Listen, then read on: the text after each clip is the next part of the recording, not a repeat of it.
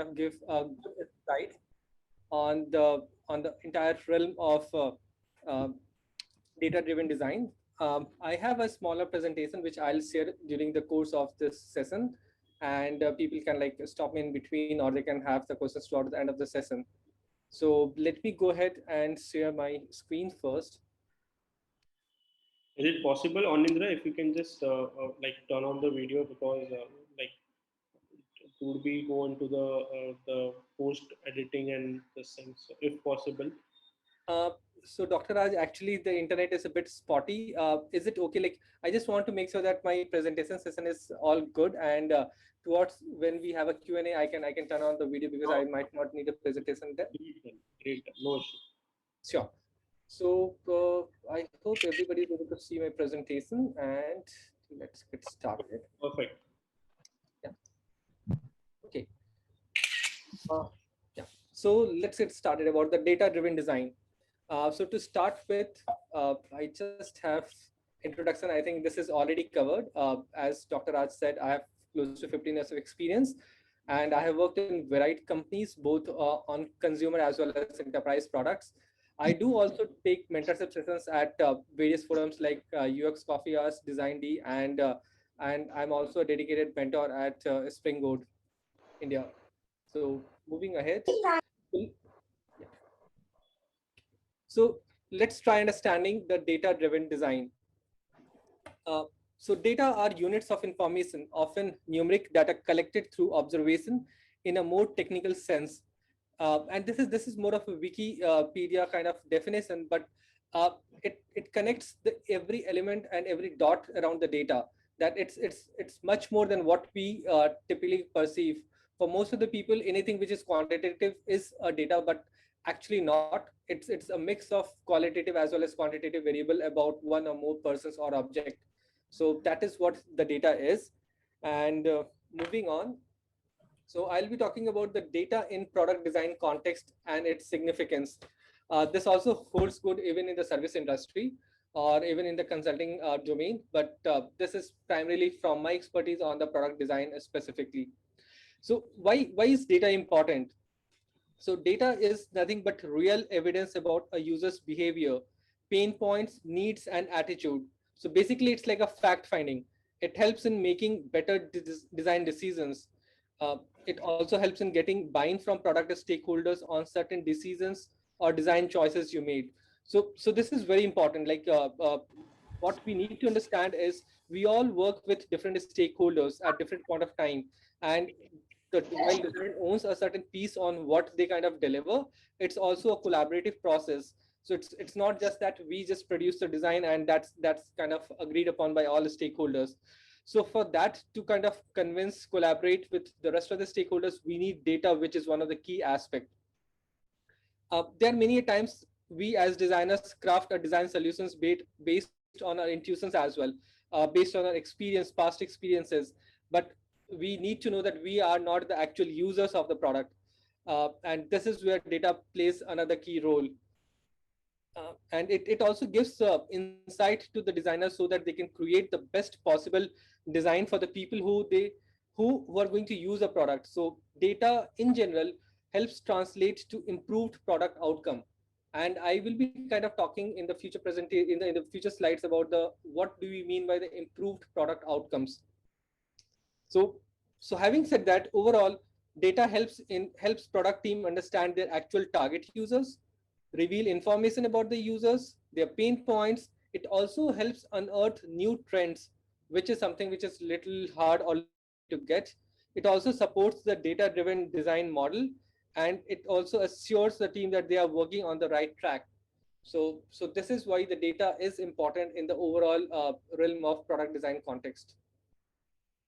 Moving on, so let's understand what is data-driven design.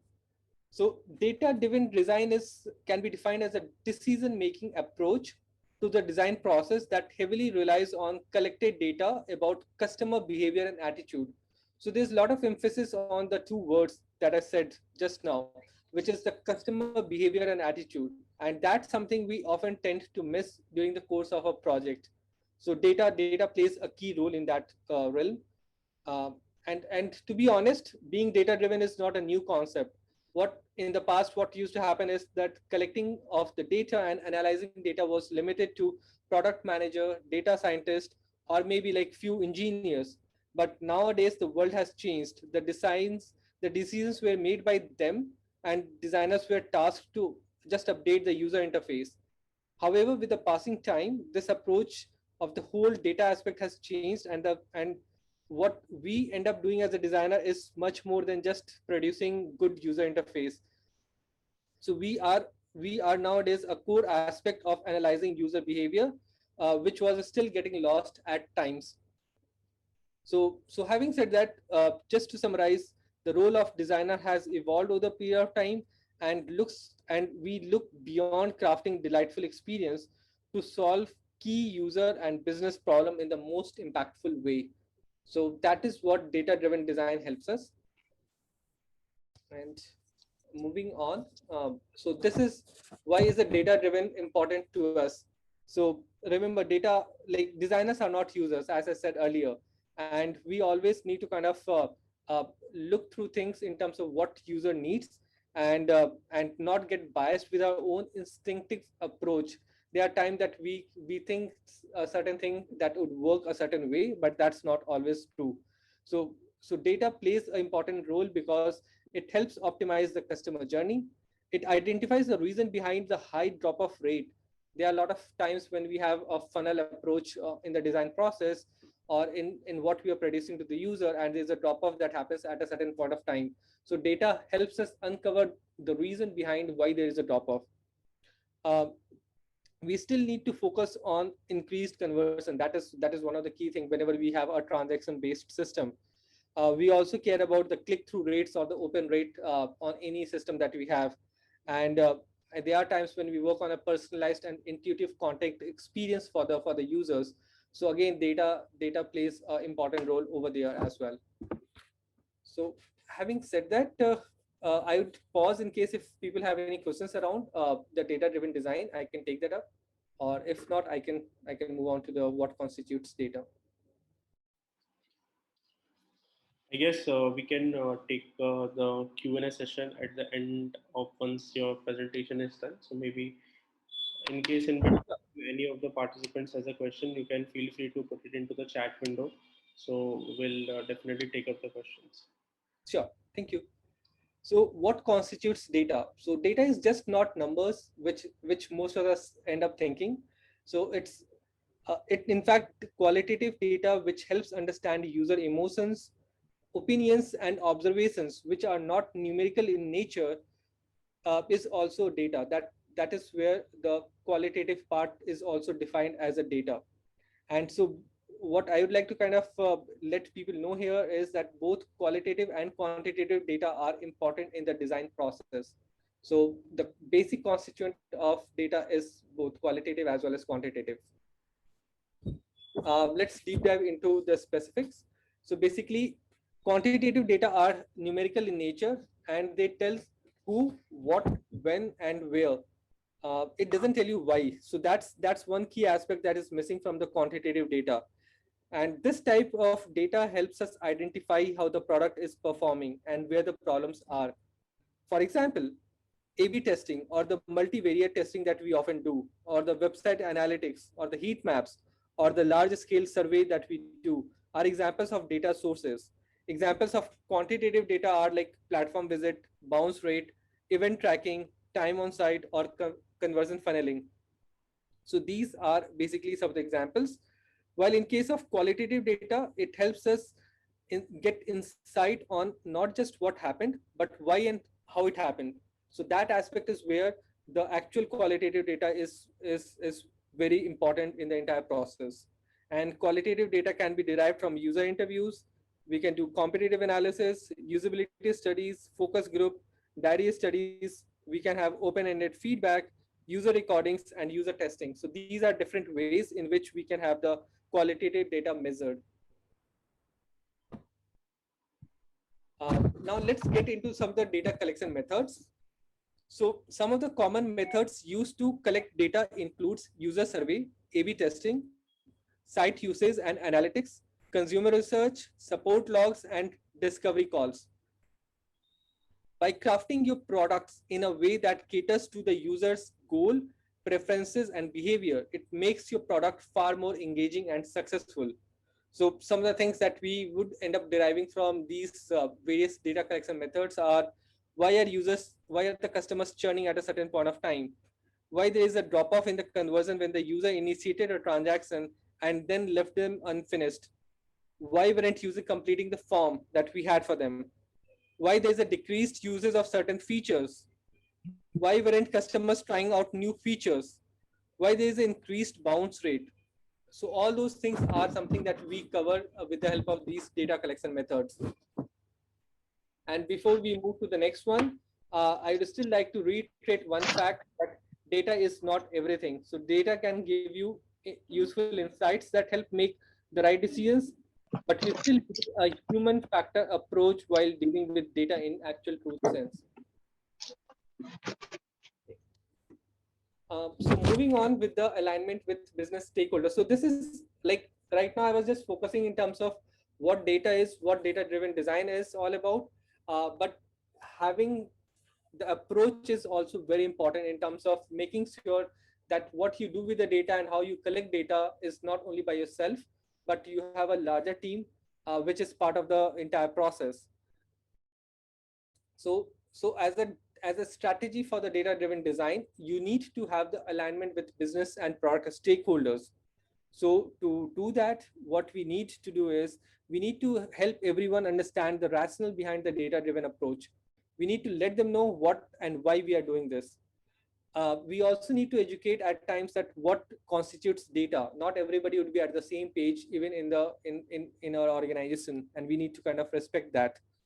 We need to show the value proposition and the derived outcome. So what is that we are expecting the data to help us with?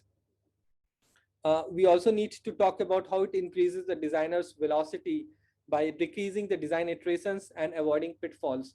So most of the designers, if they do not have the right set of data, they'll not be able to kind of do a good job. And that means there will be further design iterations, and there could be certain impact on the design outcomes as well.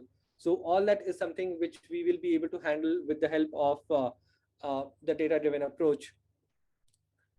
Then as we work upon in any of the products, we also have some case studies. And those case studies, if we are able to highlight what data-driven design approach help us in terms of getting to the right outcomes and measuring the impact, that could be very helpful. So it's always good to have some of the case studies handy, and so to the stakeholders, so that they can connect the dot. And the last thing is, we need to talk about the infrastructure cost, basically what it takes to instrument a data log, and the time it takes, the effort it takes while using any of the analytics tools or large scale user research. Because as I said, data is both qualitative and quantitative. So it's not only about analytics tool, but in case if you're also engaging in doing large scale user research, so that would also require a lot of investment of time, effort, and money. So moving on to the next one, the strategy for the data driven, apart from having the ability to kind of convince your stakeholders, there are other aspects as well that we need to deep dive in. So the first one that we have is the important thing for designers is to figure out which data sets are worth using to analyze and iterate the designs, and which one to disregard. Sometimes what we end up doing is we have tons of data, but it doesn't make sense. So we need to be mindful in terms of what data is important and what is not. And you need to know that what kind of data you need, which tools and research methods will help you get the right set of data. How would you go about analyzing the data, which is again important point, and at what point of time you know these are the right set of data collection methods. So this is one aspect in terms of knowing what and how. The second is identify your goals. You need to be realistic in terms of what are your goals with the entire data gathering process.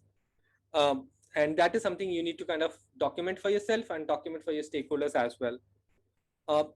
You also need to identify what data do you need and why.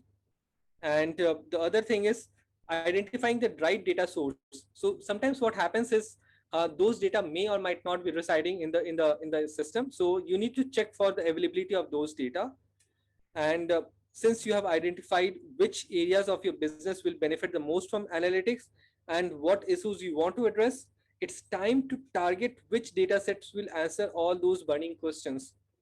And having done that, you need to ensure that you have the access to the data, because most of these data are various logs that either lie in different repositories or databases, or it could lie with any of these third-party data analytics tools. So you need to get access to those to kind of have a first-hand experience. And the other thing that you also need to remember is that do not forget to check about the legal and privacy on the uses of the data compilation. So what happens is, most of the times when we have the data logs or even the user interviews that we conduct, there are a lot of sensitive information that we collect with regard to that, and we need to be legally compliant with the organization that we work for, that if we are good to use those data in certain terms, and if we can preserve those data or not. So there are a lot of privacy and legal aspect as well, and that also helps us understand that we need to safeguard those data specific to customers, whether it is a data log or it's a user interview insights, just to make sure that those data are not misused at any point of time. The last piece is collecting and analyzing data, which is another important point, and sharing the data with broader group and turning insights into action. So there are two approaches. There are people who just take those data and have those insights all by themselves, but I find it much more relevant if we were to kind of take it to the broader group, again based on the compliance with legal and privacy issues. If we can take it to the product managers and have engineers as well, so that we can synthesize the data and present it to larger stakeholders, both from business as well as from client side. So having multiple hats or multiple heads analyzing those data is definitely helpful. So, so now that we spoke about the two aspects of data-driven design, let's deep dive into the analytics tools that we have as at this point of time and how those tools help. Most of you would have already kind of experienced one of these methods that we collect with the help of any of the tools. So in general, the analytics tool helps us with heat maps, and heat maps are nothing but it gives us a good information on why something is not working. Then the Vista or a screen recording, that's again a recording of the entire session, which gives us good insights on that. We also have in-app surveys that we do, or we have open feedback system. We also do A/B testing, which tells us what is working and what is not. And we also do user testing at the same time. So moving on, these are some of the tools. I know there are like tons of tools out in the market. I have just listed the tools that I have used to a certain extent by myself in the various organizations that I worked with. And some of the top line tools that are easy to kind of instrument with the entire code base are like Hotjar, Full Story, Mixpanel, Google Analytics, Optimizely, Inspectilate, and Adobe Target. And some examples that I would like to highlight here is basically the analytics tools like Mixpanel. And so basically it helps you understand user behavior better, quickly segment and visualize your data, and it also helps you measure the success of the product launches. So those are some of the key highlights that Mixpanel helps. Similar to that is Hotjar, wherein you can understand what user wants, what they care about, and what they actually do. So you can have a visual representation of their clicks, taps, scroll behavior, and everything, which gives you a strong indicator of the motivation and desire to interact with the system that you have for the user. And Google Analytics is another, which is awesome tool for behavior report, conversion report, real-time reporting, user flows, and funnel analysis. For example, this is the place wherein we have the funnel analysis at all point of time. It shows how the things are moving on. So if you see right here, basically this is the number, and it starts to decrease at each and every step. So this is the actual session that we have with the transaction. And when you start to analyze, you know where is the significant drop happening and what you need to kind of do. So having said that, just to summarize, the analytics tool can be some of the richest data sources for designer. If a site or app is being redesigned rather than being designed from scratch, so designers can definitely tap into the existing analytics information to determine what's working and what's not. So it works well in both the scenarios where you are starting it from scratch or you are doing a redesign effort. And modern data analytics tools provide amazing insights via data analytics dashboard. It also makes sense. It makes it easier for us to understand and comprehend large data sets for designers and other stakeholders alike. Hence, it reduces the dependency on data scientists to a certain extent. So a lot of reporting tool that some of these analytics tool has built are very comprehensive, and they have simplified the way you go about analyzing the data. So it also reduces a lot of churn for you in terms of investing a lot of time to kind of visualize data in different format. Most of these tools helps you kind of provide in good to use format. Having said that, it also tells you about the high exit or the drop off rate of the page. It might indicate that it's not intuitive or the findability of a particular feature or a particular system is an issue with the user. Next one is the bounce rate, or basically the lower average time on the page. It provides indications that you need to deep dive into the reasons. So what happens is, like rate is one of the common examples that we would be able to kind of get with the data analytics tool. And it tells you what is the actual reason, but to get and further introspect on the reasons, we do tie it up with the user interviews just to make sure that we look at the actual user pain points and behavior during the course of those interview sessions. So this is where the qualitative and quantitative data research goes hand in hand. It also helps you compare how a page or a design component performs after redesign.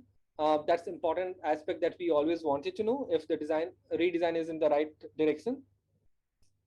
On top of that, few analytics tools like Google Analytics, they have benchmarking features to help understand how a site or a page is performing compared to industry benchmark or average. So what it does is, for example, if you were to kind of work on an e-commerce site and there's a particular workflow, Google Analytics would have been is a software that has been used by hundreds of e-commerce platform in terms of getting their data logs and analytics, and it analyzes those data and it helps you kind of give those benchmark numbers so that you know if this conversion rate or the bounce rate is good or it is at par with industry average or not. So without revealing the name of the companies, it still gives you those meaningful insights to kind of do a benchmarking exercise all by the help of the tool itself. The other one is the email open rate at certain percentage, or even the average time that we spend on a page. All those are something that you can help leverage from the tools like Google Analytics. The other aspect is the A/B testing. Basically, A/B testing also changes one element in a design, such as, say, we have just gone about and changed the color of a button or the text of a headline between two versions that we see, and what we realize is one performs better over the other.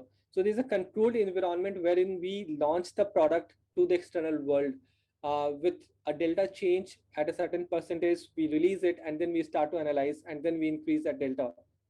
So, and you can also do a multivariate test wherein you have more than one variables. So basically you can test change more than one elements, like the entire page header or all above the copy of a page. So in both varieties of these tests, visitor to a site or apps are randomly shown the different versions of the page, and analytics data helps you kind of record those.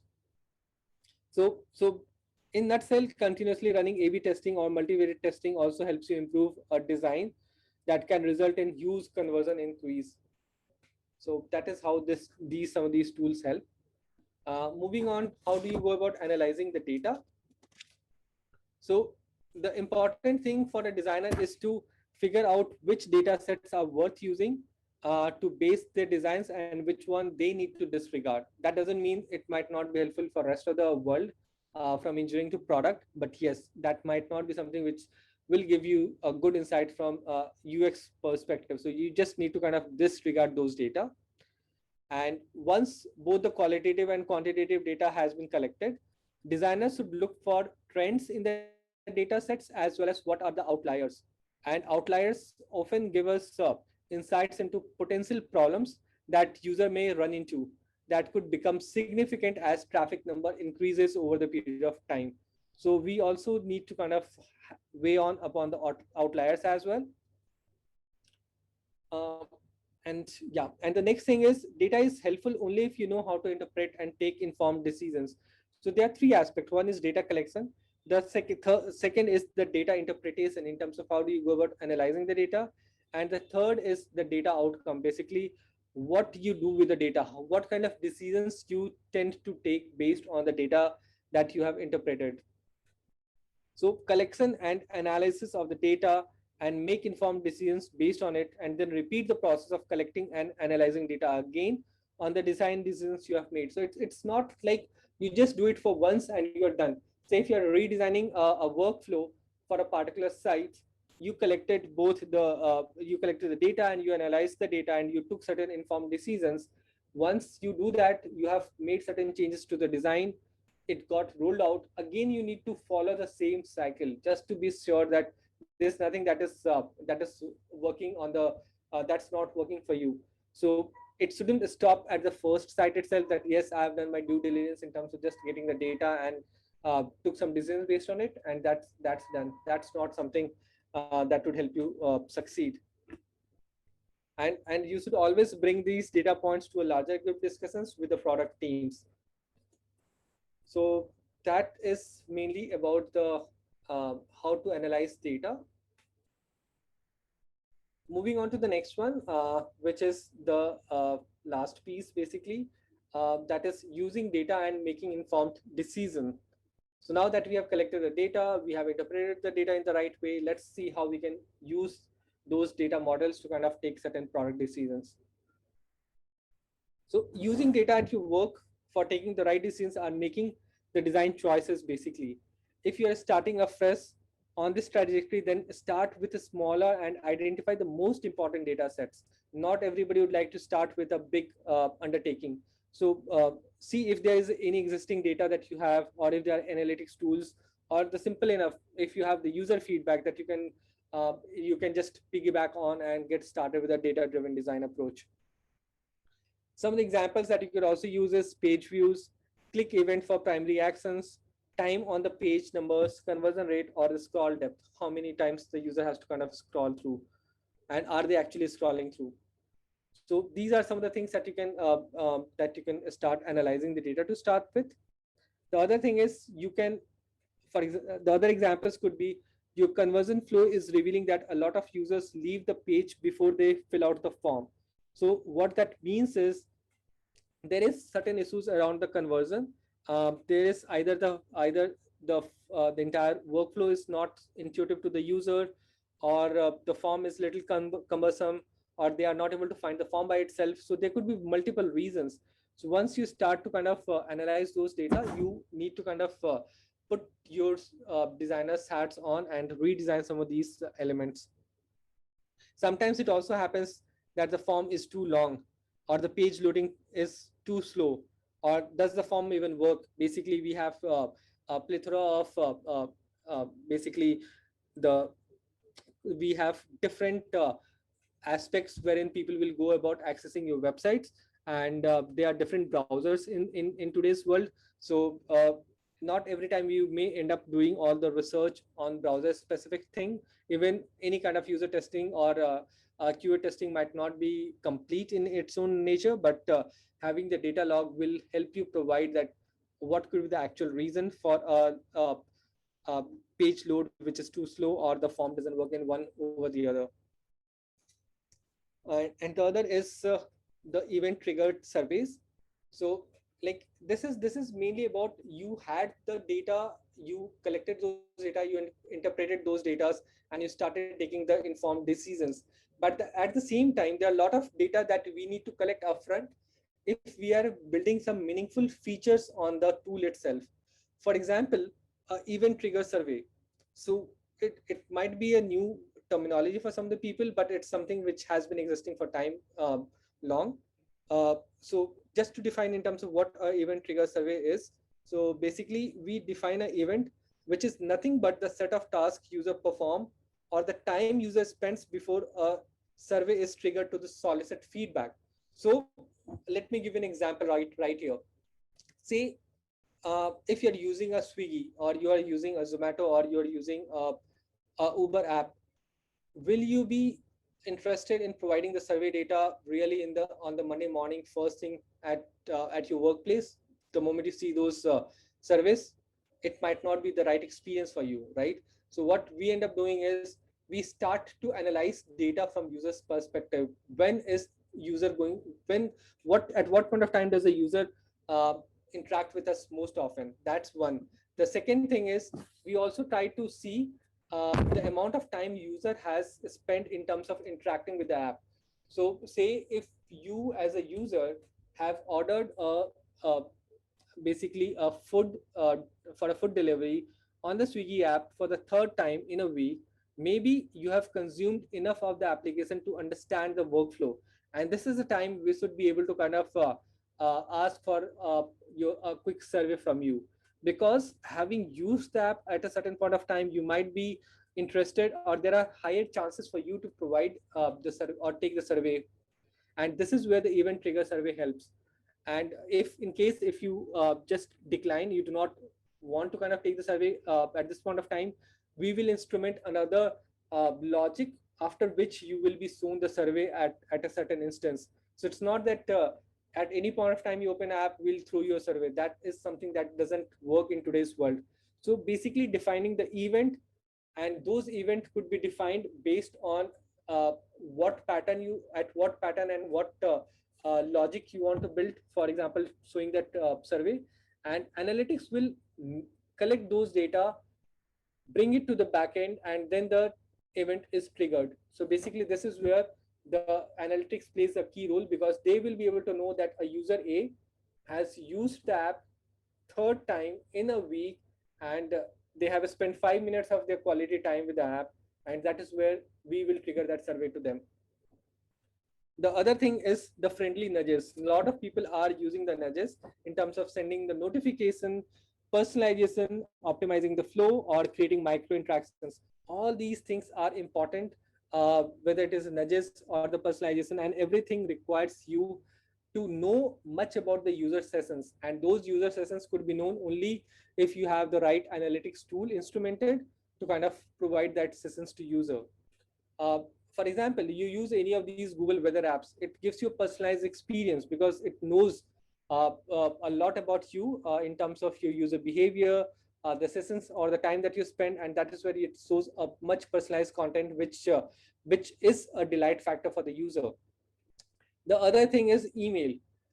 There are companies which will send you the promotional email, or the app uses email at any point of time. But the best company which cares about the email open rate, or it cares about the user engagement aspect, it will send you the notification at the right time. And those notifications are two ways. Either it could be generic to kind of send it, say, on Wednesday evening, or it could even be something which ties up with the analytics, and different people get those notifications at different point of time. So it's all about sending those notifications based on the user's convenience, and users ability to kind of go through those notifications at the right point of time. So that's something important. And a simple analogy could be like as a tool, we end up sending few notifications, but we start to analyze those notifications, how many of those notifications were used or were clicked by the user, and how many of it also help them redirect to the app and perform a certain task. So all those analysis for individual user sessions, even on the notifications, helps you target a much better, or build a much better notification strategy with the particular user. So Yeah, so this is what is all about the informed design decision making. We also need to understand if the specific device is rendering incorrectly, or does user understand what they need to do. Sometimes it takes just a few clicks to get to the primary action on the page, but no one is getting there, and that is where we can have a curated coach marks or a curated nudges sent to the users, just to help them at exactly at that point of time. We also need to know, are the users frustrated? Is the action buried deep into a page? Is it named correctly? Does the button even work? All those data is something that we can get from these logs, and we can use the tools to kind of and this framework to use it much better. So just to kind of conclude my session for today, uh, adding analytics to user work will help you enable and take early decisions and actions to prevent unnecessary conversion and just avoid any conversion pitfalls. It also is quick to provide and disapprove causation or correlation. There are a lot of correlation theories that comes from the various data analytics, so you can use these analytics to kind of negate that. So and the last but not the least, you could have a much more delightful experiences presented to the user with the help of friendly nudges, personalized content, having the right set of target surveys for the users. All that is something that you can achieve with the data-driven design approach. And last but not the least, managing stakeholders, a larger diverse set of stakeholders in any organization is not easy. Convincing with raw data doesn't help, but convincing with your stakeholders on a certain design decisions with the actual data set not only helps your stakeholders, but it also builds confidence and rapport for yourself in the organization. So that's all for today's session. uh, I'm ready to kind of take any questions that you have. Great presentation, Anindra. I guess I think this was I think let me just share our story. So, like in Digital Gurukul, we teach students how to create a blog, how to make a graphics, how to make a website. In fact, almost all the students make a website. Then they do a marketing and everything, and then they analyze the performances of their campaigns on the basis of the key metrics. But the connecting dot of maybe all the things that they're learning, starting from the inbound marketing, graphics to the final analytics, it's all about data, right? So how you basically analyzing the data, making a decision, what kind of graphics to make, what kind of websites to make, what kind of content I need to do, upload onto the website, and at the end of the day, putting customer into the center point. So, like you mentioned into the later part of the slides, sending the friendly nudges, personalizations, okay, understanding the behaviors, creating a kind of the events where basically it gives the value added stuff to the audiences. I think that is something very important into the competitive environment, into the digital landscape that we have right now, because I think there is too much competition, there are too many contents, okay, and they are all want the customer attention. So I think this entire funnel that you mentioned, okay, the entire process that you mentioned, the data driven behavior, I think this is the present, but this would be a huge future, considering the kind of competition which are into. And I think I like to congratulate you for the way you have presented. I personally understand, because I'm being into the digital space for quite a lot of time, so I understand the importance of kind of the things that you present into the session, kind of the analytics tools that you mentioned, especially the Google Analytics that you mentioned. I think you also mentioned about the heat maps as well. Okay, so these are some of the very important things that student needs to understand. So when they go out into the market and if they are given the campaign, they're given this is a product. So before even starting out the campaign, the most important part is the analytics part. So I think you have covered it like an amazing manner. So I think from entire Digital Gurukul family, I think we thank you, Anindra, for sharing all these insights that you have. And I think now, I think since I personally feel that you almost covered everything, every aspect of the data analytics, data creation, I mean, how the data is being generated, how the analytics being done, the tools and everything, the strategies part as well.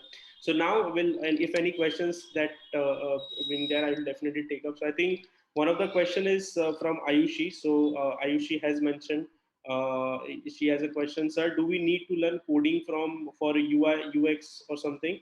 And second supplementary question is the Google course for fundamental of UX UI good to take? Your take Uh, on. Sure. So basically, there are various roles on the UX UI. User experience by itself is a bigger bracket of what we end up doing. So user interface is mainly from the interface person, but user experience is a much enriched user profile as of today, wherein you end up doing research to looking the entire spectrum of things. You are not only focusing on interaction design, but you're looking at it holistically. So as a user experience designer or even as a UI designer, it's good to know coding, but it's not something which we do in our day-to-day job. We try and we tend to be a more of a specialist role, and coding is something which is not required in most of the product companies or even in services companies. So if that helps. So like in that cell, it's good to know if you were to kind of just convince your UX developer that why something is not happening. They can just so that you are informed if this is doable or not doable. But typically in a job, you will not be required to do a coding. So that's the first one. The second one is the Google course for fundamental of UX UI. So at this point of time, there are a lot of courses. It also depends on what kind of career that you're looking forward to and what kind of investment that you want to do in today's world. I have been in this industry for long, and I have seen people who are completely from different backgrounds, say a business. They were from commerce background or some other backgrounds as well, and they were like phenomenal designers, because design is always a iterative and ever learning process. So there's a lot that you learn by your own experience, and you constantly need to kind of adapt to the changing dynamics of the design. So having said that, Google course is good. There are multiple avenues. One is like I do mentor people on a Spring Boot, and a Spring Boot has a 9 months course curriculum which has got a dedicated mentor. So at this point of time, there are like two or three different modes of design education for user experience. One is you join things like Springboard, wherein you get a dedicated mentor. They will be evaluating you all the courses, all the deliverables. They'll help you for the projects. While Springboard has a standard content that you can just go through by yourself. That's one. The second is there are courses like Google UX courses, which are mainly interactive in nature, but you will not have uh, a mentor to kind of help you uh, evaluate certain aspects, right? So that's something which is there. But having said that, the course that they have put together is really good. So if you're a person who is more interested in terms of doing a lot of self learning, you should definitely go and join Google course. And if you're looking for a larger role wherein you have enough time, you can join any of these colleges like NID, Symbiosis, NIFT, and all. So there the kind of learning is very different, because at the end of the day, there are two aspects to the entire design education. One is the theoretical knowledge, the other is practical knowledge, and you have to balance between both. What you end up getting in a lot of boot camps and all is a bit of theoretical, but you do not get that much of industry experience as well. So that's something that you can do. In case for people who would like to go with Google UX courses, I'd recommend them to also join some of the forums which are free to mentorship forums like DesignD or UX Coffee Hours, wherein you can sign up for a mentor in advance, a couple of weeks in advance, and spend 1 hour of it with them and ask basic questions. So what it does is, for example, if you are taking a course like on the Google on the user experience, you have done some work, you have a design project, maybe you can just show it to one of the mentor, get their feedback. So that is always enriching. So yeah. Great, great. I think I think I hope Ayushi, you got your answer. I wanted to. I had a couple of questions as well, Anindra. Sure, So, sure. since you have spent around 15 years into the UI UX industry, what are some of the changes that you've seen into the industry, and where do you see the future of UI UX? What are some of the new developments? What are some of the new career opportunity that you see into the UI UX for the students, for the freshers into the current pandemic? True. So what has happened in the long term is, earlier people used to design for a website. Earlier people, like designers, were constrained on designing website, designing beautiful interfaces, but those are not gone are the days when we talk about only beautiful interfaces. We are talking about meaningful content. We are talking about meaningful conversations, because a system, a tool that you build is a means with which you are going to communicate with the users. A simple example, First Cry. There were a lot of First Cry stores, right? People used to go and kind of shop for the infants and kids and buy stuffs. They could interact, they could see different things. But when this pandemic hit, most of those stores were closed. But still, First Cry kind of made sure that they are top on their game in terms of providing that personalized experience to the users. And when I say about those experiences, it's not only about one part wherein they are just showing the catalog in the right way, right from delivery, right from payment systems to having the cart experience. Everything is seamless. And it's not that they had a great product all by themselves. They evolved, and they evolved faster. And that evolvement is something which is key to it. On a similar lines, I'll also talk about something that we had at Indeed. Indeed is a number one job site in the world, and we have more than 300 million unique visitors coming every month. Now we have big markets in Europe, US, and in Japan. What had happened is there was a lot of decline in the number of jobs that we had worldwide with the pandemic, right? Because people were like, there were a lot of layoffs happening all across. And if so, what we realized is, and it also meant that there are a lot of in-person interviews which were getting cancelled. Now a large scale companies like Google or Microsoft, they will find their own avenues to kind of still go ahead and host interviews, but not every company, right? So what we did is, we realized the potential to have a virtual interviewing platform, and we created a virtual interviewing platform wherein small companies can interview on our platform itself. So right from interview scheduling to everything could be done on our platform, and user can provide the feedback to the candidate or to the recruiter if the candidate is yes or no. So basically, building those experiences, building those fast, is something that help. And a lot of these products that you see are something which is coming from user research. So nowadays, even if a product manager is having certain hypothesis or certain understanding of the problem, they know the significance or the importance that UX plays, and that is where they want user experience designer or the UX researcher to get onboarded early on, do a lot of exploratory research, and give them directions if this is what we want to do or this is what we do not want to do, rather than building and getting ahead of the curve and then doing. Analytics also has played a significant role nowadays, because it's not that you build the entire product feature, you launch it, and then you realize, oh, most of it is not working. What we are into today's world is we ship minimal viable products. So we ship incrementally, and when we ship those products incrementally, it's also about taking the calculated risk, analyzing the data, and then building features. So it's not agile in its own nature. And most of the companies which are succeeding a lot these days are the ones which have invested good amount of effort into the entire user experience. Great, great, great. I think you have amazingly mentioned. I think I was very impressed with the kind of work that Indeed has done into the pandemic. The way you have mentioned the kind of the portal that you set up so that we can schedule the interview. I think that was very much in Indeed. So today we have a Zoom and Google Meet, but when it's the COVID hit us, the entire world for the first time, no one had any clue. So I think that particular time, building up the entire thing and offering a solution, I think it might be a huge task. It might not be a easy thing. So I think heads off to you and your entire team for doing great stuff. I also wanted to ask, let's say like for us at a tech company, we since we are into the digital domain, we offer a digital marketing program. Why UI should UI UX be a part of a digital marketing curriculum, or maybe UI UX? Why is it necessary for digital marketer UI UX? What's your take? I think it is definitely, because a lot of these marketing campaigns that we do, it's all personalized content, right? And personalized content is something which is very important these days. Facebook ads.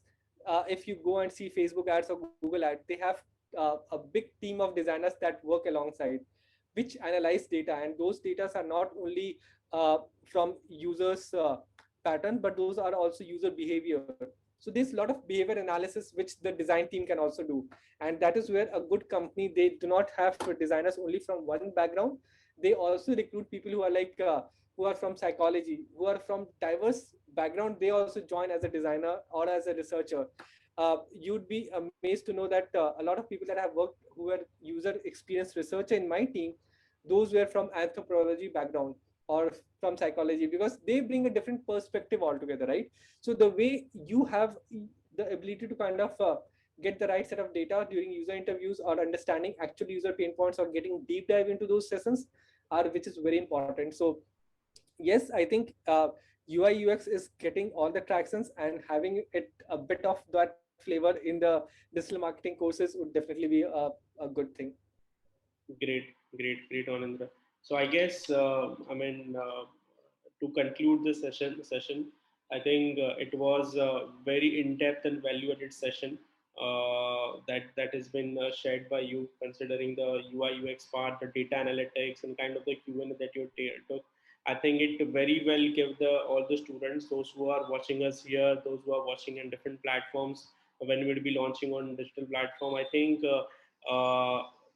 For a beginner, I don't think uh, this would be the best 1 hour session that anyone can spend to get a glimpse of the data analytics and glimpse into the UI UX. So I think with that note, from the entire Digital Gurukul family, Anindra, we thank you for taking out the crucial time, especially on Saturday. We understand Friday, sorry. So Friday being the start of the weekend, we start getting a weekend vibe. So I think you have give us the time, and you have shared many things, and I think you're still sharing. So maybe the UX coffee hour. So I can understand how passionate you are into the UI UX design, and definitely. Just to inform you, Digital Gurukul is also planning to launch the further programs into the product management, UI, UX, and will surely say, like you said, you are very keen to such kind of the experience that you have. Would love to have your experiences in terms of the maybe when we launch the UI UX program or something. We'll definitely discuss on the same part as well. So I think it was like amazing 1 hour, especially for me, especially for the students as well. And we got to learn many things from you, Anindra. Thank you, Dr. Raj. It was really nice interacting, and thank you for giving me that platform to kind of connect with people. I just had this link of the UX Coffee Hours where you'll find mentors across industry, and this is like you will find people from Google to Microsoft. Every other company has people who have offered to kind of do those mentorship sessions. So people should feel free to kind of look and block their time to understand Sure, everything. sure, definitely. We'll circulate this among all our students on the WhatsApp group and everything, and Yeah. definitely they can go into the same. And I'll request all the students, if you like this session, definitely you can share the feedback onto the LinkedIn like we are doing it. So you can tag on in the he's there onto the LinkedIn. You can share the experiences about what you got to learn from this session, and definitely it would be a great thing because he has taken out the time and shared his valuable insights of 15 years. So, with that note, I think it's time to wrap up the session, and definitely we'll connect with you, Anindra. And let me tell you, I think your background is very interesting. I can consider that this comes into the spirituality and kind of thing. So it's a great thing, and I think it was a great session overall. Thank you so much, Anindra. Thank you. Take care. Thank Bye. you. Bye bye.